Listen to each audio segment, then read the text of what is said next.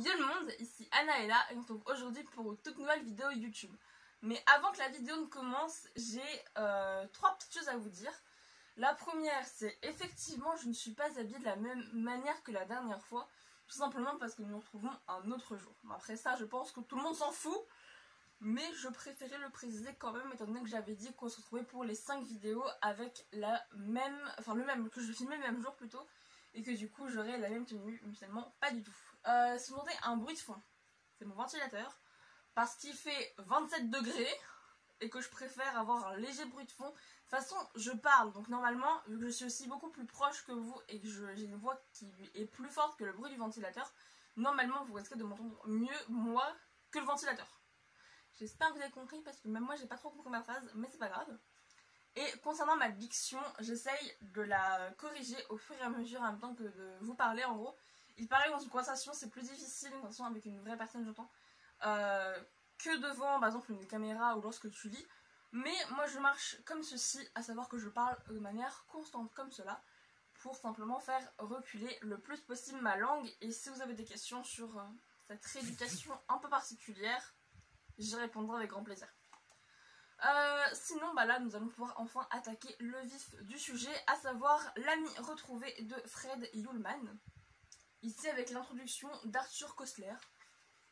Je crois que je n'ai même pas eu l'introduction, pour être honnête. L'introduction, elle est où? Non, j'avais pas eu l'introduction, non. L'introduction, je m'en fous réellement, hein. C'est pas le livre réellement.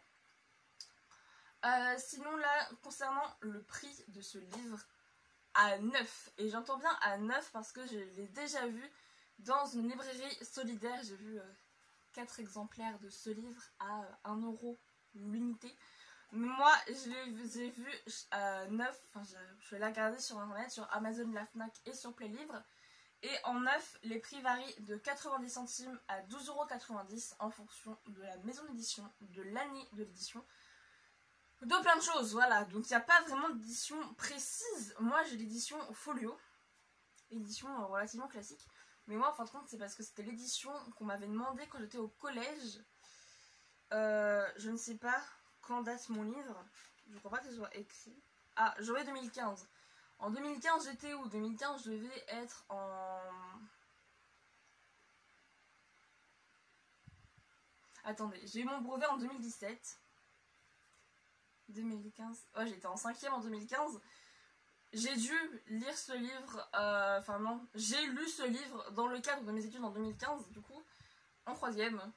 Putain, ça remonte quand même, 2015. 6 ans que j'ai ce petit livre, et 6 ans que c'est un gros coup de cœur quand même. Comme quoi, les livres parfois qu'on lit à l'école, c'est quand même des sacrés coups de cœur. En l'occurrence, pour moi, ça a été souvent des gros coups de cœur. Et sur le nombre de pages, bon pareil, ça va varier en fonction de l'édition, de l'année, du format du livre aussi.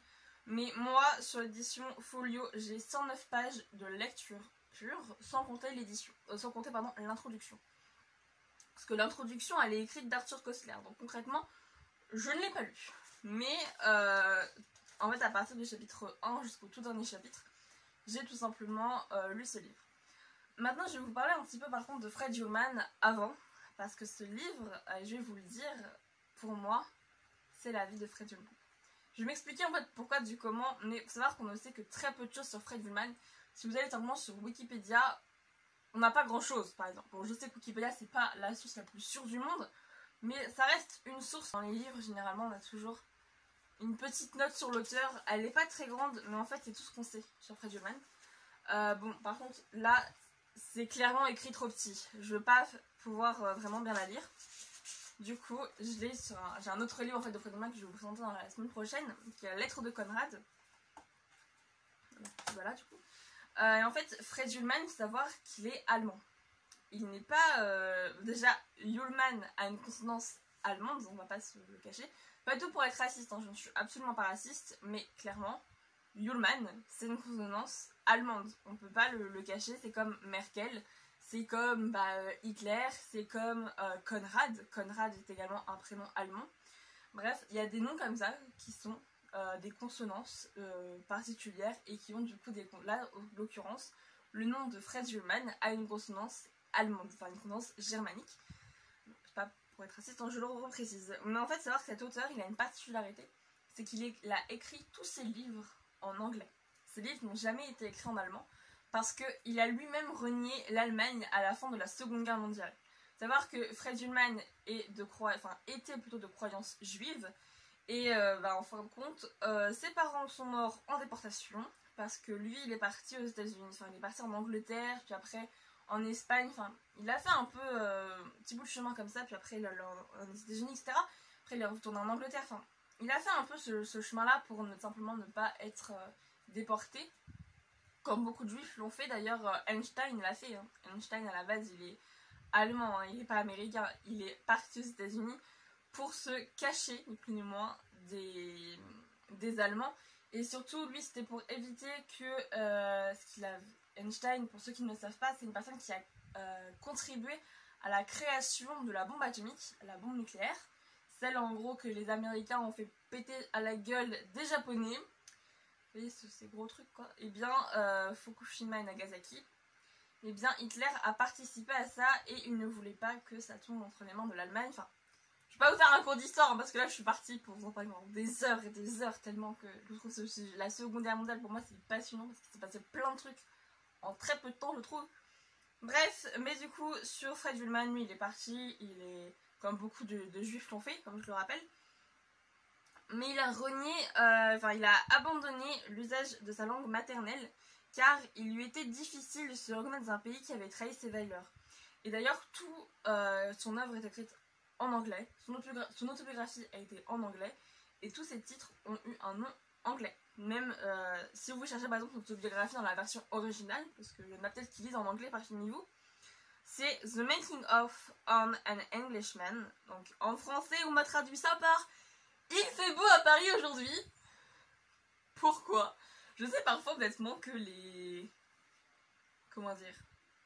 titres de la langue originale au français sont de la merde, hein, on va pas se le cacher, mais alors là, j'ai pas compris, hein. Vraiment je ne comprends toujours pas d'ailleurs. D'ailleurs pas les biographies mais j'aimerais beaucoup la lire.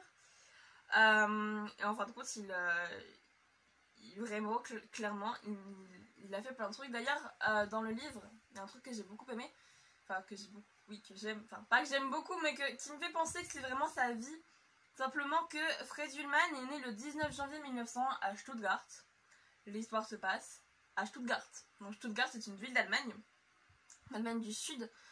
Il était issu d'un milieu bourgeois, tout comme notre héros dans l'ami retrouvé, qui s'appelle Hans Schwartz, qui est issu d'un milieu, j'ai pas envie de dire il était pas pauvre, mais il était pas non plus blindé de thunes. Genre son père était médecin, il vivait dans une petite maison, enfin pas non plus pété de luxe, hein, mais il était pas non plus pauvre. Et comme notre ami Hans, il a quitté son pays en 1933 pour fuir le nazisme. Donc après ils sont rendus à Paris, etc. Comme je disais, il a fait plein de petits pays, contrairement à Hans qui lui est directement allé aux US. Mais vraiment il y a plein de trucs comme ça qui me font penser à ça. Je sais que ses parents sont décédés, voilà. Il ne parvient hélas pas à convaincre sa famille de fuir l'Allemagne. Ses parents périssent en déportation à Theresienstadt, je sais pas comment ça se prononce, et sa sœur Erna se jette avec son bébé sous un train en partance pour Auschwitz vers la fin de 1944. Là, tu dis quand même le mec, ça a été chaud. Donc vraiment, Fred Ullmann, il y a plein de petits détails quand tu connais un peu sa vie qui me font vraiment penser que cette histoire, l'histoire de Hans Schwartz, c'est un peu de son histoire à lui. Honnêtement, il y a vraiment plein de trucs. Genre, déjà, là, Hans, je vais vous lire l'arrière. Âgé de 16 ans, Hans Schwartz, fils unique d'un médecin juif, fréquente le lycée le plus renommé de Stuttgart, qui est le Karl Alexander Gymnasium. Je ne sais pas si cette école a existé, mais c'est le Karl Alexander Gymnasium. Il est encore seul et sans amis véritables lorsque l'arrivée dans sa classe d'un garçon d'une famille protestante d'illustre ascendant lui permet de réaliser son exigeant idéal de l'amitié, tel que lui le fait concevoir l'exaltation romantique qui est souvent le propre de l'adolescence. C'est en 1932 qu'a lieu cette rencontre qui sera de courte durée, les troubles déclenchés par la venue d'Hitler ayant fini par gagner la paisible ville de Stuttgart, Les parents de Hans, qui soupçonnent les vexations que subit le jeune homme au lycée, décident de l'envoyer en Amérique où il fera sa carrière et s'efforcera de rayer de sa vie et d'oublier l'enfer de son passé, ce passé qui se rappellera un jour à lui de façon tragique. Donc clairement cette histoire, comme je le rappelle depuis le début, me fait penser à la vie de Frezulman. Après il y a un autre truc aussi qui moi me fait, pas rire, mais qui est assez évolutif et qu'on voit dans le livre, c'est qu'il évolue. C'est-à-dire qu'avant c'était un peu entre guillemets un enfant, c'est pas pour diminuer le personnage à un île auteur, mais c'était un peu un enfant entre guillemets, c'est-à-dire que oh j'ai un copain à l'école, je suis content. Et plus il grandit, plus dans le livre avance, plus on a l'impression qu'il prend conscience que la guerre elle est là. Plus il se fait moquer parce qu'il est juif. Alors on parle pas de l'étoile juive là-dedans, pas du tout. Je crois pas qu'il l'ait eu à la portée, enfin je sais plus c'est quand que qu'il est parti, honnêtement je sais plus quand il a dû, quand l'Allemagne avait imposé tout simplement l'étoile juive. Je ne le sais plus, je l'ai su à une époque, mais les dates et moi ça a toujours fait 3. Et clairement, cette histoire rappelle, c'est une histoire qui est très loin dans la Seconde Guerre mondiale. Ça peut être en vrai l'histoire d'un Allemand lambda pendant la Seconde Guerre mondiale, qui a un pote, etc. Et en fait, petit à petit, on se rend compte aussi que le personnage de Konrad, qui est Konrad von Hohenfels, et il est peut-être pas si dupe que ça. Lui, Konrad, de mon point de vue, il a vraiment compris bien avant Hans ce qui se passait. C'est-à-dire que ce sont deux jeunes hommes de haute bourgeoisie, de bourgeoisie classique, qui discutent littérature, qui discutent sur des collections de pièces, de pierres. Vraiment, croyez-moi, on n'a pas eu les mêmes conversations entre Konrad et Hans qu'avec nos potes quand on avait dans le même âge. Donc, à savoir 16 ans, on n'a clairement pas eu les mêmes conversations. Moi, c'était quoi les confs que j'avais avec elle? Je sais même plus, tiens. Je sais plus, je sais pas si c'est des conversations normales, mais eux ça parlait littérature, ça parlait politique, wouh. À 16 ans mon gars, tu te fais un peu chier à l'époque. Hein. Et après l'époque n'est pas la même, mais clairement, Konrad comprend ce qui se passe bien avant Hans. Il le comprend parce que son père étant sénateur, il est impliqué là-dedans. Sa mère est une adoratrice d'Hitler. Et lui, il se retrouve tout seul devant un père qui s'en bat les couilles royalement que son meilleur pote soit juif, et sa mère qui a peur des juifs, et qui ne veut pas que que son fils soit ami avec un juif, même que son seul ami soit juif. Parce qu'en fait, Konrad, étant donné qu'il voyage beaucoup avec le boulot de son père, donc sénateur pour le compte de l'Allemagne, il n'a pas vraiment le temps de faire des potes. Hein. Donc il reste 1 ou 2 ans sur place, puis après il s'en va. Il est quand même pas depuis qu'il est tout petit. Donc c'est très chiant pour faire de vrais amis. Et là, pour une fois, il a un vrai ami qui s'intéresse pas à son titre, mais qui s'intéresse à lui. Parce que Konrad, il est comte de von Hohenfels. Enfin, il est Konrad von Hohenfels, donc il est comte. Et il est content parce qu'il a quelqu'un qui s'intéresse vraiment à lui, à ce que lui il pense, pas quelqu'un qui s'intéresse à son titre, à la gloire de sa famille. D'abord que c'est une très grande famille allemande, c'est qu'une fiction, hein. La famille Hohenfels n'a jamais existé. Il y a un château, Hohenfels, qui a extrêmement existé d'ailleurs, qui maintenant c'est des ruines. Mais il est toujours plus ou moins là du coup. Mais voilà, la famille Hohenfels n'a jamais existé. J'ai fait une petite recherche comme là-dessus. Et clairement, il est ultra content lui d'avoir un pote. Mais quelqu'un qui s'intéresse vraiment à lui. Vraiment à sa personne. Et pas à ce qu'il représente. Ou à ce qu'il pourrait représenter dans un futur. Et du coup, ouais, Konrad, il est tout content. Mais il s'oppose à ses parents. Enfin, on le saura plus tard, qu'il s'oppose à ses parents. Et en fin de compte, là-dedans, on n'a que le point de vue de Konrad. De Hans, pardon. On n'a que le point de vue de Hans. Et le point de vue de Konrad, il apparaît dans ce livre-là. Et ce livre m'a fait comprendre beaucoup de choses. Donc, qui est La lettre de Konrad. On parlera la semaine prochaine. Mais clairement, ce livre, c'est une pépite nationale.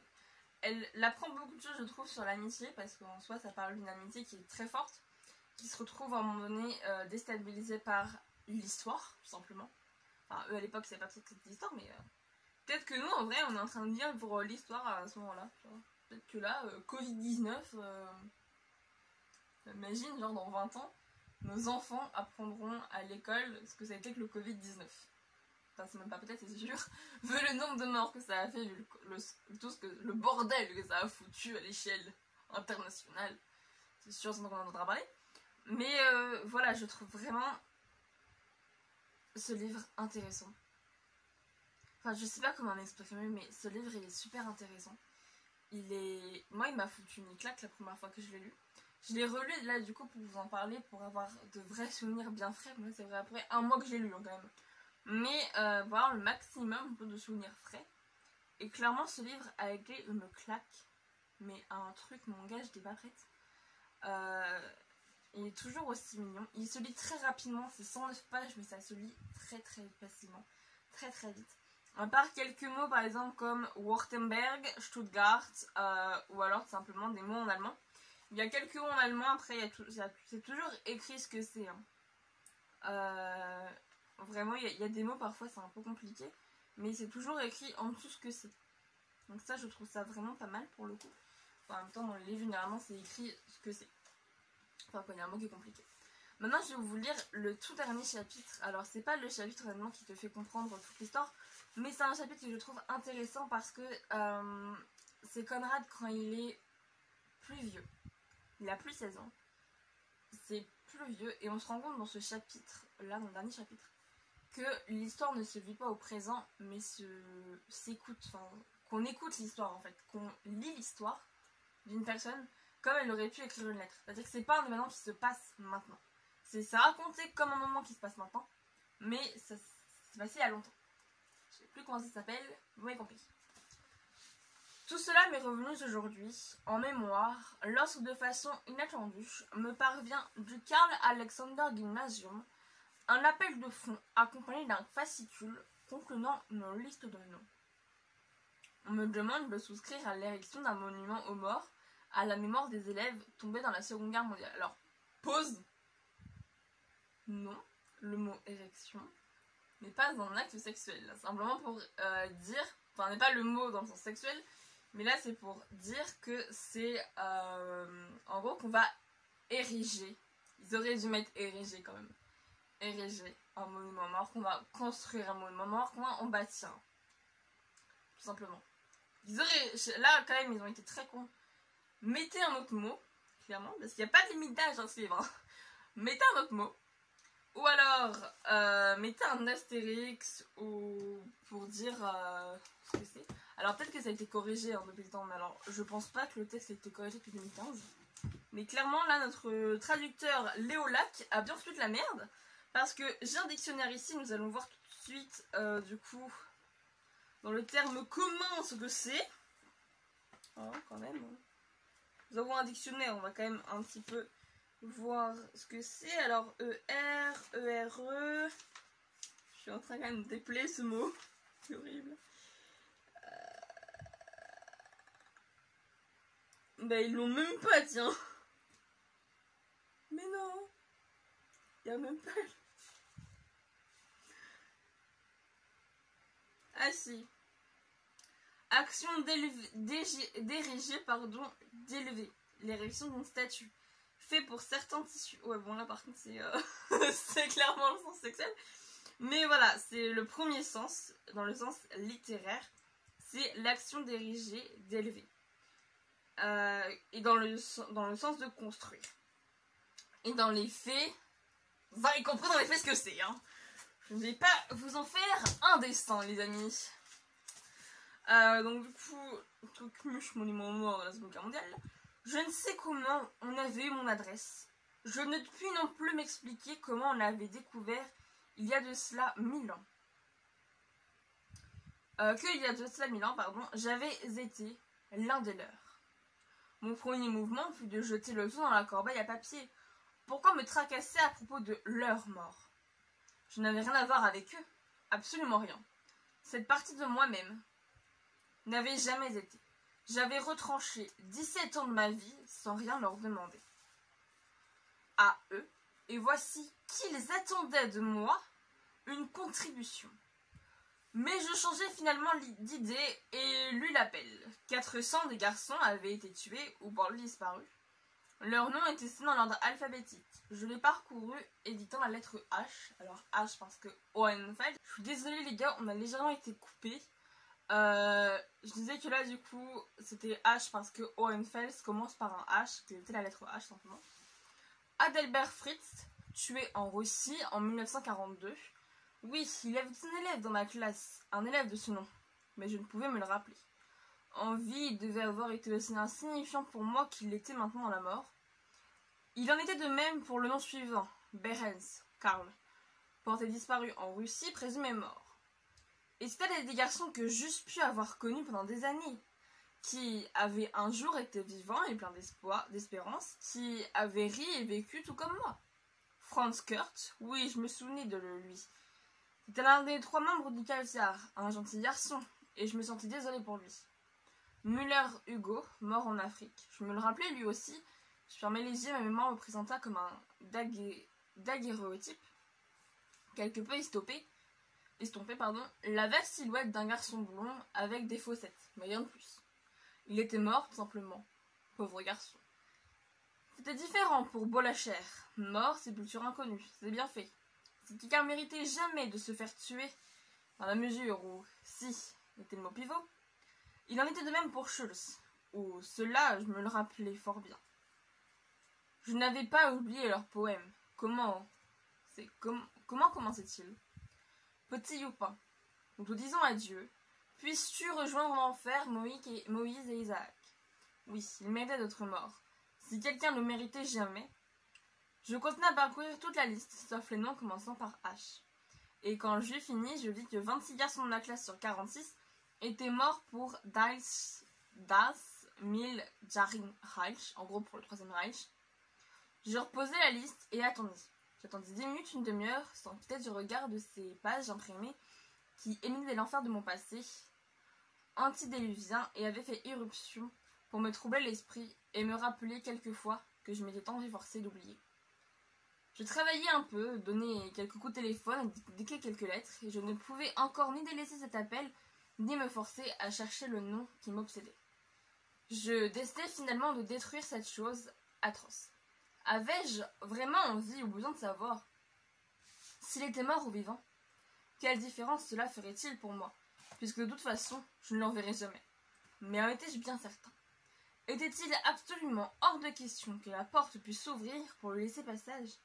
Et n'étais-je pas, en cet instant même, en train de prêter l'oreille pour entendre son pas? Je saisis le fascicule, et j'étais sur le point de la mettre en pièces, lorsqu'au dernier moment, je retins ma main. Marmant de courage, tremblant, je l'ouvris à la lettre H et lus. Von Hohenfels, Konrad, impliqué dans le complot contre Hitler, exécuté. Un complot qui a vraiment existé et qui a réellement, pour le coup, été avorté. Il n'a jamais fonctionné, ce complot. De toute façon, qu'est-ce qui s'était passé si, par exemple, Hitler était mort à Verdun? On ne le saura jamais.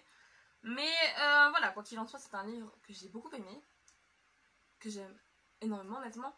Je vous le mettrai évidemment sur Instagram et compagnie, mais bon, pour l'instant, je ne peux pas. Étant donné que je vous le rappelle, je n'ai pas de connexion internet chez moi. Voilà, parce que la vidéo sort, j'ai forcément internet. Normalement, je serai déménagée, vu que je déménage pour moi, la heure de tournage, ce week-end. Ça y est, je déménage dans 8 jours. Je suis contente. Enfin non, dans 4 jours. Non. 7 jours. 7 jours. 7 jours que je déménage. Voilà, donc moi en tout cas, je vous fais des gros bisous, mais c'est déjà pas trop ça ma famille. Peut-être pas aller trop là, mais voilà, je vous souhaite en tout cas bon courage. Bon courage pourquoi? J'en sais strictement rien pour vos vacances. Je vous souhaite en tout cas 1, 2, 3. Je vous souhaite en tout cas de belles fins de vacances. Enfin, je sais même pas en vrai quel jour on sera quand la vidéo sortira. Donc, bonne fin de vacances si c'est la fin des vacances, bonnes vacances si les vacances ça continue, et bonne rentrée, c'est bientôt la rentrée. Voilà, je sais absolument pas. Je fais les vidéos et après je les sors, je les upload et je les mets. Je ne garde pas trop les dates. Mais voilà, en tout cas, moi je vous dis à la semaine prochaine où on parlera de la lettre de Konrad, toujours de Fred Ullmann.